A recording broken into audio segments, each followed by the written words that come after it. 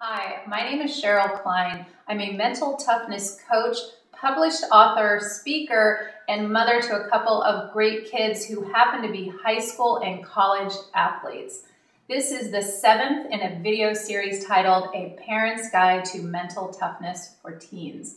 If you haven't had a chance to watch videos 1 through 6, those would be a great place to start. I'm passionate about mental toughness for teens because when I was a teen, I did pretty well in school and I did pretty well in my sport, but they were really stressful. I worked really, really hard in school and it felt like it was never quite good enough. And especially test taking, it was incredibly stressful. And in regards to my sport, I did well, but I feel like not being able to manage my thoughts and emotions kept me from doing my best. Since then, I've studied, researched, and worked with recreational athletes to high school to college, all the way to world-class athletes. And I now understand what helps elite athletes perform their best, especially in high-pressure situations. So a strong work ethic or hard physical practice and studying longer and harder is incredibly important. But unfortunately, it's not enough. Teens need to learn to be mentally tough in order to perform their best. They need to learn how to plan for their success and manage their thoughts and emotions, especially in high-pressure situations. Today, we're going to talk about high-resolution imagery training and how that might help your teen. But first, I'm going to tell you a story. I worked with a teen soccer player, and what she did every night was think of a couple of the most important plays for her position. She then made a point of every time that she played in a practice, a scrimmage, or a game, she was very aware of those sequences and what they felt like.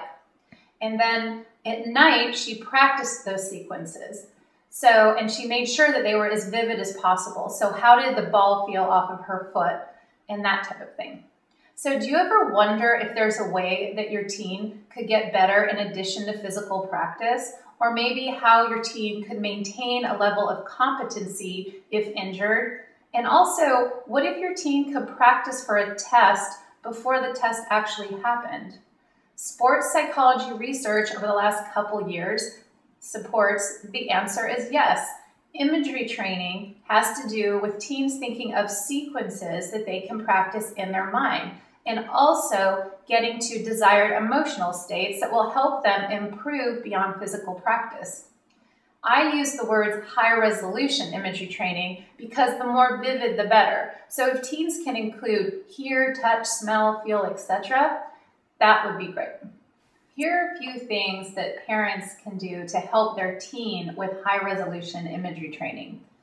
First, help them to be aware of anything good that happens in practice or competition, no matter how small. They should really celebrate those things.